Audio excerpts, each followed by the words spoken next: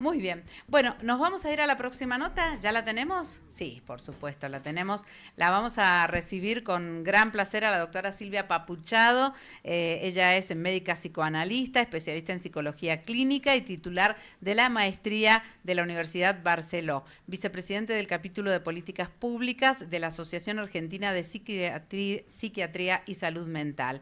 Además, ella es miembro de la agrupación Familia Esperanza, por eso justamente la conocimos, la tuvimos con nosotros, justamente hablando de lo que significan las adicciones, no solamente para la persona que las padece, sino sobre todo para el entorno familiar, ¿no? Y bueno, Silvia, ¿cómo está? Bienvenida, gracias por este contacto. Bueno, como siempre decimos, bienvenida a CNN Radio Mendoza, aquí en la mañana del sábado. Bueno, muchísimas gracias. Solo digo médica no, todo lo demás perfecto. Ah, Eh, médica no. sí, un gusto que me hayan vuelto a llamar. Encantada. Bueno, primero que nada, hablemos un poquito de autismo. Ustedes están en la organización del número 33 Congreso Internacional de Psiquiatría y Salud Mental. Y allí se van a Exacto, hablar de distintos temas, entre ellos también el autismo. Y sí. me parece oportuno también hablar de esto, sobre todo en un momento en donde tenemos que decirlo, ¿no?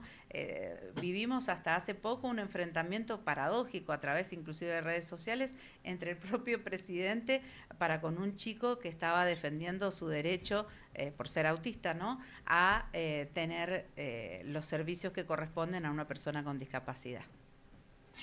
Bueno, me parece que lo primero que me gustaría decir es cómo hacer una definición del autismo. En realidad, hace un tiempo dejamos de llamarlo autismo, decimos TEA. Y decimos TEA precisamente porque es un trastorno del espectro autista, porque es, como bien indica ese término, un espectro. No hay una sola manera de ser autista.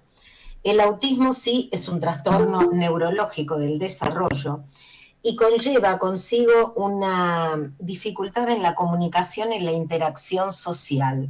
Muchas veces les cuesta fijar la mirada, muchas veces tienen hiper o hiposensibilidad al tocar alguna cosa y a veces este tema del contacto visual les genera un problema con el entorno.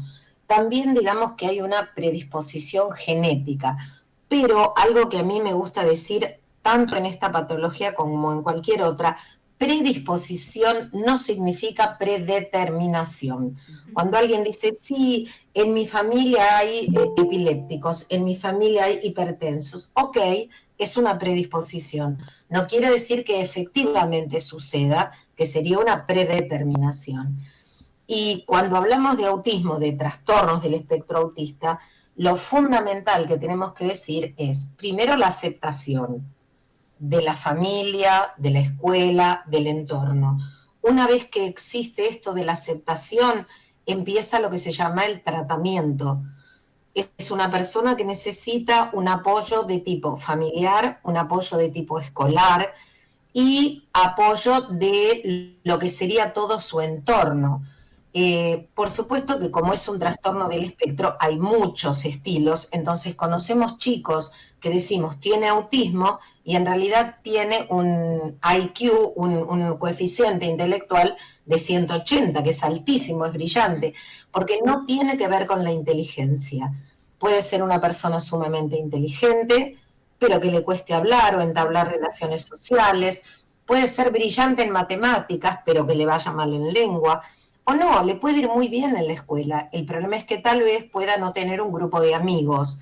Entonces, hay que entender además que hacer un diagnóstico en la niñez, en la pubertad y muchas veces en la adolescencia es muy complejo, porque el cerebro termina de conformarse a los 25 años, entonces cualquier tipo de diagnóstico hasta ese momento podemos decir que puede ser, pero firmarlo, digamos, decir que evidentemente lo es, tiene que tener síntomas muy, digamos, llamativos como para tener la certeza de que está transitando esa patología. Si no, decimos que puede ser y lo vamos viendo y lo vamos estudiando con los años y podemos conformar un diagnóstico. ¿Ese trastorno permanece de por vida? Sí, el autismo o el trastorno del espectro autista es algo que no se cura, pero que se trata.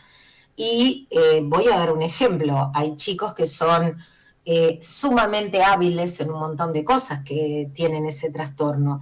En Buenos Aires existe un restaurante que se llama La Mesa. Sí, los Y hemos entrevistado, los hemos tenido acá en el programa. bueno, y el doctor Pollack lo que siempre dice es que su hija de 26 años es neurodivergente. Ujú. Y lo que él quería no era que alguien le haga el favor de darle un trabajo, sino que haga un trabajo donde se sienta feliz y donde todos los que atienden ese restaurante tienen algún tipo de neurodivergencia. O sea que transitan algún tipo de patología igual o similar al autismo. ¿Qué es más difícil para la persona darse cuenta que tiene que hay algo diferente en él? ¿O es más difícil para la familia aceptar que efectivamente esa persona, esa criatura, tiene algo diferente y que por ende va a haber que acompañarlo más? A ver, para la familia seguro que es diferente, para la familia seguro es complejo y difícil porque es muy difícil tocar el narcisismo de una madre, de un padre, que lo que espera es que su hijo sea brillante, maravilloso, perfecto, que se luzca en absolutamente todo, porque uno pone todos los deseos en él. Y cuando algo de esto pasa, o un chiquito tiene síndrome de Down o tiene cualquier otra patología, es como un golpe al narcisismo de esos padres, de decirles, tu hijo no es perfecto, cuando en realidad la verdad es que ninguno de nosotros somos No perfectos. somos, no, Todos por supuesto. todos vivimos con una falta. Ujú. Pero bueno, después me preguntabas sobre si la persona sufre o cómo lo padece esto de darse cuenta que es distinto. Muchos se dan cuenta, muchos no. Ujú. Entonces, los que sí se dan cuenta son los que son más inteligentes, los que tienen otro tipo, como es un trastorno de un espectro, es otra parte de ese espectro. Y ahí sí se dan cuenta. Y conocemos una conductora de radio, de televisión maravillosa, divertida, genial, que ahora que tiene 53 años dijo, por fin me dieron el diagnóstico, me dijeron que tengo trastorno del espectro autista, ahora entiendo todo. Y con ese entiendo todo, lo que quiso decir es, me doy cuenta por qué de chica era diferente, por qué hacía chistes que a los demás no les causaban gracia, por qué yo no me reía de los chistes que contaban otros. Bueno, en fin, fue como atando cabos y con ese diario del lunes, que fue un diagnóstico de adulto, se dio cuenta que ella siempre había pensado o había supuesto que lo padecía y eso que de lo cual se entera siendo grande, como que la alivia, le da un alivio y dice, bueno, por fin, ahora le pusieron nombre a lo que yo no entendía o no tenía nombre para ponerle.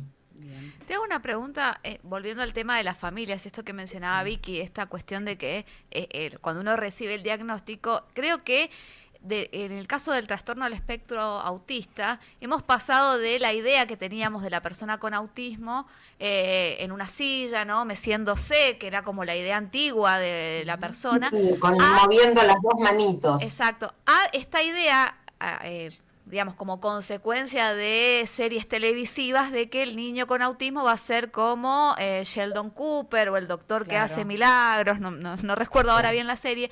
Digo, ¿cómo hacemos, o en el caso tuyo también como psicóloga, para que el papá a lo mejor ahora no piensa que su hijo se va a estar meciendo en una silla, pero piensa que va a ser como ese personaje de televisión que también es ficticio, es irreal, puede que lo sea, pero la realidad es que hay, como decís, dentro del espectro hay tantas formas que también es como un segundo golpe, o sea, porque asumir que tiene TEA y luego a lo mejor asumir que no va a ser como esos personajes de televisión. Sí, por eso digo que la familia lo que tiene es que acompañar el tratamiento, porque no le podemos decir cómo va a ser. Lo que tiene que hacer es transitarlo junto al paciente. Entonces, ir sorprendiéndose de cada logro o frustrándose frente a cada imposibilidad, que a lo mejor después la va a poder superar.